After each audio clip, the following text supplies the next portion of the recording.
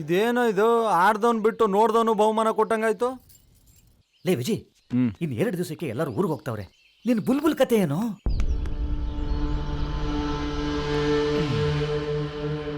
ತಡ್ರಿ ಬಂದೆ.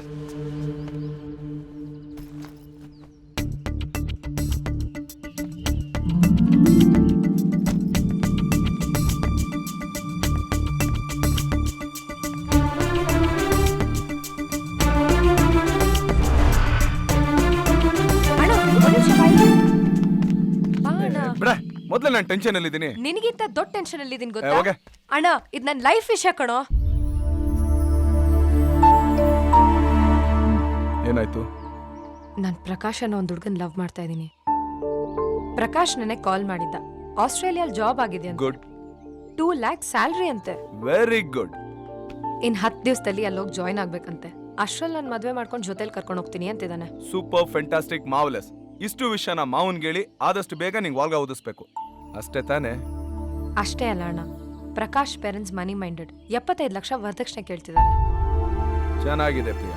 ಅವನೇ ನಿನ್ನನ್ನು ಲವ್ ಮಾಡ್ತಾವನ ಇಲ್ಲ ನೀನ್ ತಗೊಂಡೋಗೋ ದುಡ್ಡನ್ನ ಲವ್ ಮಾಡ್ತಾವನ? ಆಸ್ಟ್ರೇಲಿಯಾಲ್ ಕೆಲ್ಸ, 2 ಲಕ್ಷ ಸ್ಯಾಲ್ರಿ. ಇಂಥ ಹುಡುಗನಿಗೆ ಬೇಕು ಅಂದ್ರೆ ಇನ್ನ ಜಾಸ್ತಿ ದುಡ್ಡು ಕೊಡೋ ಸಂಬಂಧ ಸಿಗುತ್ತೆ. ಅದಕ್ಕೆ ನಾನು ಕನ್ವಿನ್ಸ್ ಆದೆ. ಅಲ್ಲ ಪ್ರಿಯಾ, ಮಾವ ನಿನ್ನ ಓದ್ಸೋದಕ್ಕೆ ಎಷ್ಟು ಕಷ್ಟಪಟ್ಟಿದ್ದಾರೆ ಅಂತ ಅದು ನಿನಗೂ ಚೆನ್ನಾಗಿ ಗೊತ್ತು. ಈಗ ಇದ್ದಕ್ಕಿದ್ದಂಗೆ ಮದುವೆ ಅಂತಂದ್ರೆ ಅಷ್ಟೊಂದು ದುಡ್ಡು ಎಲ್ಲಿಂದ ತರ್ತಾರೆ? ಅದು ಅಲ್ಲದೆ ಬಿಸ್ನೆಸ್ ಅಲ್ಲಿ ಲಾಸ್ ಆಗಿ ಕೈ ಬೇರೆ ಖಾಲಿ ಮಾಡ್ಕೊಂಡು ಕೂತಿದ್ದಾರೆ. ಹೌದಣ್ಣ, ನಮ್ಗೆ ಉಳ್ದಿರೋದು ಈ ಮನೆ ಒಂದೇ. ಇದನ್ ಮಾರಾದ್ರೂ ಅಪ್ಪಂಗ್ ನನ್ ಮದ್ವೆ ಮಾಡಕ್ ಹೇಳೋಣ. ಲವ್ ಅಂದ ಕೂಡಲೇ ಎಷ್ಟು ಸ್ವಾರ್ಥಿಗಳಾಗ್ಬಿಡ್ತೀವಿ ಅಲ್ವಾ? ನನ್ ಮದ್ವೆ ನಡಿಬೇಕು ಅಂದ್ರೆ ಈ ಮನೆ ಮಾರ್ದೆ ಬೇರೆ ದಾರಿನೇ ಇಲ್ಲ. ಈ ಚಾನ್ಸ್ ಮಿಸ್ ಮಾಡ್ಕೊಂಡ್ರೆ ಮತ್ತೆ ಇಂಥ ಒಳ್ಳೆ ಸಂಬಂಧ ನನ್ನ ಲೈಫಲ್ಲಿ ಸಿಗಲ್ಲ ಅಣ್ಣ. ನಾನ್ ಡೈರೆಕ್ಟ್ ಆಗಿ ಮಾತಾಡಕ್ ಹೋದ್ರೆ ವಂಶ ಪಾರಂಪರ್ಯಾಗಿ ಬಂದಿರೋ ಮನೆ, ಇದನ್ ಮಾರಕ್ಕಾಗಲ್ಲ, ಹಾಗೆ ಹೀಗೆ ಅಂತ ಖ್ಯಾತೆ ತೆಗಿತಾರೆ. ಇರೋದ್ರಲ್ಲಿ ನಿನ್ ಮಾತು ಕೇಳ್ತಾರೆ. ಅದಕ್ಕೆ ನಿನ್ನ ಹತ್ರ ಹೇಳ್ತಾ ಇದೀನಿ, ಪ್ಲೀಸ್ ಅಣ್ಣ, ಹೇಗಾದ್ರೂ ಮಾಡಪ್ಪ ನೀ ಮದ್ವೆಗೆ ಒಪ್ಸು. ಸರಿ, ನೀನೇ ಇಷ್ಟು ಹೇಳಿದ್ಮೇಲೆ ಟ್ರೈ ಮಾಡಿ ನೋಡ್ತೀನಿ. ಬಾ ಮಾವ, ಇಲ್ಲಿ ಬಾ ಬಾ, ಕೂತ್ಕೋ ಕೂತ್ಕೋ ಕೂತ್ಕೊಮ್ಮ. ಏನಪ್ಪ ವಿಜಯ ಅಂತ ಅರ್ಜೆಂಟು? ತುಂಬಾ ಒಂದು ಇಂಪಾರ್ಟೆಂಟ್ ಆದಂತ ವಿಷಯ ಮಾವ. ಏನು? ನನ್ ಫ್ರೆಂಡ್ ಒಬ್ಬ ಇದ್ದಾನೆ, ಇರ್ಲಿ, ಪ್ರಕಾಶ ಅಂತ. ತುಂಬಾ ಒಳ್ಳೆ ಹುಡುಗ. ಅದಕ್ಕೇನೀಗ? ಕೆಲ್ಸ ಎಲ್ಲಿ ಗೊತ್ತಾ?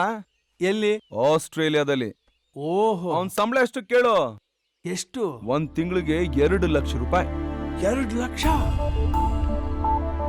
ನಮ್ ಪ್ರಿಯನ್ಗೆ ಒಳ್ಳೆ ಜೋಡಿ. ನೀವು ಅಂದ್ರೆ ಸಂಬಂಧ ಮಾತಾಡೋಣ ಮಾವ.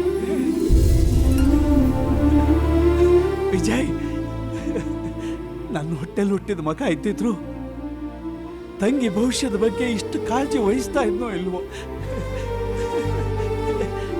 ನೀನ್ ಒಳ್ಳೆ ಹುಡುಗ ಅಂದ್ಮೇಲೆ ಮುಗೀತು. 10 ದಿನದಲ್ಲಿ ಮದುವೆ ಮಾಡ್ಕೊಂಡು ಹುಡುಗಿನೂ ಕರ್ಕೊಂಡು ಆಸ್ಟ್ರೇಲಿಯಾ ಹೋಗ್ಬೇಕಂತಿದ್ದಾನೆ. 10 ದಿವಸದೊಳಗ? ಅಷ್ಟೇ ಅಲ್ಲ ಮಾವ, ವರದಕ್ಷಿಣೆ ಅಂತ 75 ಲಕ್ಷ ಕೇಳ್ತಾ ಇದ್ದಾರೆ. 75 ಲಕ್ಷ?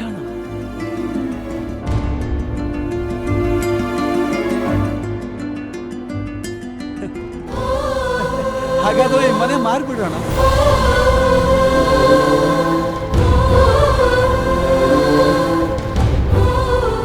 ಅದೇಗ್ ಸಾಧ್ಯ ಮಾವ?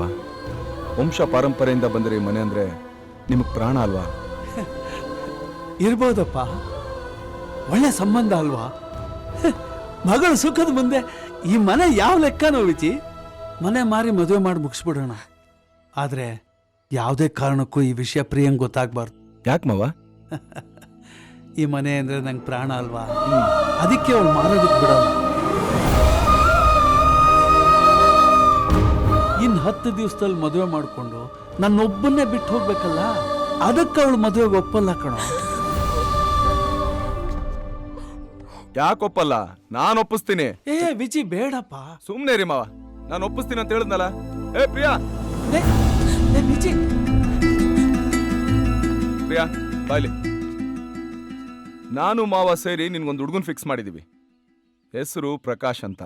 ಆಸ್ಟ್ರೇಲಿಯಾದಲ್ಲಿ ಜಾಬು, 2 ಲಕ್ಷ ಸ್ಯಾಲರಿ. ನನ್ ಕ್ಲೋಸ್ ಫ್ರೆಂಡ್ ಅಮ್ಮ, ಬಹಳ ಒಳ್ಳೆ ಸಂಬಂಧ. ಬೇಡ ಅಣ್ಣ, ನಾನು ಮನಸ್ಫೂರ್ತಿಯಾಗಿ ಹೇಳ್ತಾ ಇದ್ದೀನಿ, ನನ್ಗೆ ಈ ಸಂಬಂಧ ಬೇಡ. ಒಪ್ಕೊಳ್ಳಮ್ಮ, ಈ ಚಾನ್ಸ್ ಮಿಸ್ ಆದ್ರೆ ಮತ್ತೆ ಇಂಥ ಒಳ್ಳೆ ಸಂಬಂಧ ಸಿಕ್ಕೋದಿಲ್ಲ. ಒಪ್ಕೋ ಪ್ರಿಯಾ. ಅದು ಅಪ್ಪ ಅಂದ್ರೆ ಅಪ್ಪ ನನ್ನ ಕ್ಷಮಿಸ್ಬಿಡಿ ಅಪ್ಪ. ಅಳ್ಬೇಡ ಕಣೋ. ಹೇ ಪ್ರಿಯಾ, ನೋಡಿ, ಅಳ್ಬೇಡ ಅಳ್ಬೇಡ ಮಗಳೇ. ಯಾಕೋ ಅಳ್ತೀಯ? ಹೆಣ್ಮಗಳ ಹುಟ್ಟಿದ ಮೇಲೆ ಯಾವತ್ತಿದ್ರೂ ಗಂಡನ ಮನೆಗೆ ಹೋಗ್ಲೇಬೇಕಲ್ವಾ? ಇಷ್ಟಕ್ಕೆ ಯಾಕೆ ಅಳ್ತೀಯ? ಅಳ್ಬೇಡಮ್ಮ. ಹೇ ನೋಡೋ ವಿಜಯ್, ಮದುವೆ ಆದ್ರೆ ನನ್ನೊಬ್ಬನ್ನೇ ಬಿಟ್ಟು ಹೋಗ್ಬೇಕು ಅಂತ ಹೇಗೆ ಅಳ್ತಾ ಇದ್ದಾಳೆ ನೋಡು. ಹೌದು ಮಾವ. ಅಳ್ಬೇಡ ಮರಿ. ಬೇಡಪ್ಪ, ನನ್ಗೆ ಮದ್ವೆ ಬೇಡ. ಹೇ ತಪ್ಪಮ್ಮ, ಹಾಗೆಲ್ಲ ಹೇಳ್ಬೇಡ. ಹಾಗೆಲ್ಲ ಹೇಳಂಗೆ ಇಲ್ಲ. ನಾನು ಮಾವ ಫಿಕ್ಸ್ ಆಗ್ಬಿಟ್ಟಿದೀವಿ, ಈ ಮದ್ವೆ ನಡ್ದೇ ನಡೆಯುತ್ತೆ. ಇಲ್ಲ, ಬೇಡ ಅನ್ನಲ್ಲ. ಏಯ್, ಅವಳ ಮದುವೆ ಬೇಡ ಅಂದ್ರೆ ನೀನ್ ಯಾಕ ಫೋರ್ಸ್ ಮಾಡ್ತಿದ್ಯಾ? ಏಯ್, ಈ ಮದುವೆ ನಡೀಲೇಬೇಕು. ಹೇ ನಿನಗೂ ಆ ಹುಡುಗ ಗೊತ್ತಾ? ಗೊತ್ತು ಅಂತ ಹೇಳು. ನನಗ್ ಗೊತ್ತಿಲ್ದಿರೋ ವಿಷಯ ಯಾವ್ದಾಗಿದೆ? ಪ್ರಕಾಶ್. ಪ್ರಕಾಶ, ಆಸ್ಟ್ರೇಲಿಯಾ. ಆಸ್ಟ್ರೇಲಿಯಾ. ಏನಪ್ಪ ಬರೀ ಆಸ್ಟ್ರೇಲಿಯಾ ಆಸ್ಟ್ರೇಲಿಯಾ? ನಮ್ ಪ್ರಿಯಂಗ್ ಒಳ್ಳೆ ಜೋಡಿ ಹೌದಾ ಅಲ್ವೋ? Super. Made for each other. ನೋಡ್ದ ಹೆಂಗ್ ಮ್ಯಾನೇಜ್ ಮಾಡಿದೆ? ಸೂಪರ್. ಆದ್ರೆ ಒಂದ್ ಸಣ್ಣ ಪ್ರಾಬ್ಲಮ್ ಇದೆ. ಏನದು? ಡೌರಿ 75 ಲಕ್ಷ ಕೇಳ್ತಾ ಇದಾರೆ. ಅದಕ್ಕೆ ಮಾವ ಈ ಮನೆ ಮಾರ್ತಾರಂತೆ. ಮನೆ ಏನ ಮನೆ ಮಾರ್ತಾರಂತ? ಏನಪ್ಪ ಮನೆ ಮಾರ್ತೀಯ? ಪ್ರಿಯಾ ನನಗೂ ಮಗಳಿದ್ದ ಹಾಗೆ. ಅವಳ ಮದುವೆ ಜವಾಬ್ದಾರಿ ನಿನಗೆ ಮಾತ್ರ ಅಲ್ಲ. ನಾನು ಅಷ್ಟೋ ಇಷ್ಟೋ ಸಂಪಾದನೆ ಮಾಡಿದ್ದೀನಿ. ಅವಳ ಮದುವೆ ಖರ್ಚು ನಂದು. ಅದ್ದು ಛತ್ರದ ಖರ್ಚು ಏನೇ ಇದ್ರು ನಾನ್ ನೋಡ್ಕೋತೀನಿ ಕಣೋ. ಲೋ ಹುಚ್ಚ, ನಾವೇ ನಿನ್ ಸಂತೋಷನ ಮಾತ್ರ ಹಂಚ್ಕೊಳಕ್ ಬಂದಿದೀವನು? ನಿನ್ ಕಷ್ಟನೂ ಹಂಚ್ಕೋತೀವೋ? ಏಯ್, ಸ್ವಿಟ್ಜರ್ಲೆಂಡ್ ಅಲ್ಲಿ ನಾನು ಚೆನ್ನಾಗೇ ಸಂಪಾದನೆ ಮಾಡಿದ್ದೀನ್ರೋ. ನಿಮ್ಮನ್ ಬಿಟ್ರೆ ನನಗೆ ಇನ್ಯಾರಿದಾರೋ? ಆ ಹುಡುಗನಿಗೆ ಬಂಗ್ಲೆ, ಕಾರು, ವರದಕ್ಷಿಣೆ ನಾನ್ ಕೊಡ್ತೀನಿ. ಹೇ ವಿಜಯ್, ಅಂಕಲ್. ಆ ಹುಡುಗನಿಗೆ ವಿಷಯ ತಿಳಿಸೋ. ಸರಿ ಅಂಕಲ್. ಆದ್ರೆ ಒಂದ್ ಚಿಕ್ಕ ಪ್ರಾಬ್ಲಮ್ ಇದೆ. 10 ದಿನದಲ್ಲಿ ಮದುವೆ ಆಗ್ಬೇಕಂತೆ. ಯಾಕಂದ್ರೆ ಪ್ರಿಯನು ಕರ್ಕೊಂಡು ಹುಡುಗ ಆಸ್ಟ್ರೇಲಿಯಾಗ ಹೋಗಿ ಕೆಲ್ಸಕ್ಕೆ ಜಾಯ್ನ್ ಆಗ್ಬೇಕಂತೆ. 10 ದಿನದಲ್ಲಿ ಮದುವೆನಾ? Okay, no problem. ಮದುವೆ ಮುಗಿಸಿ ಇಲ್ಲಿಂದ ಹೋಗೋಣ. ಏನಂತೀಯ ಅಮರ್? ಏನ್ ತೊಂದ್ರೆ ಇಲ್ಲ, ಹಾಗೆ ಮಾಡೋಣ. ನನ್ನ ಜನ್ಮ ಸಾರ್ಥಕ ಆಯ್ತು ಕಣ್ರು. ನಾನು ಭಾಗ್ಯಶಾಲಿ, ನಾನು ಪುಣ್ಯವಂತ. ಬಿಸ್ನೆಸ್ ಅಲ್ಲಿ ಲಾಸ್ ಆದಾಗ ನಾ ಎಲ್ಲ ಕಳ್ಕೊಂಬಿಟ್ಟೆ ಅನ್ಕೊಂಡ್ಬಿಟ್ಟಿದ್ದೆ. ನಿಮ್ಮಂತ ಸ್ನೇಹಿತರ ಮುಂದೆ ನನ್ಗಿನ್ ಯಾವ ಸಂಪತ್ತು ಬೇಕ್ರೋ? ನೀವೆಲ್ಲ ನನ್ನ ಮೇಲೆ ಎಷ್ಟೊಂದು ಪ್ರೀತಿ ತೋರಿಸ್ತಾ ಇದ್ದೀರು. ಏ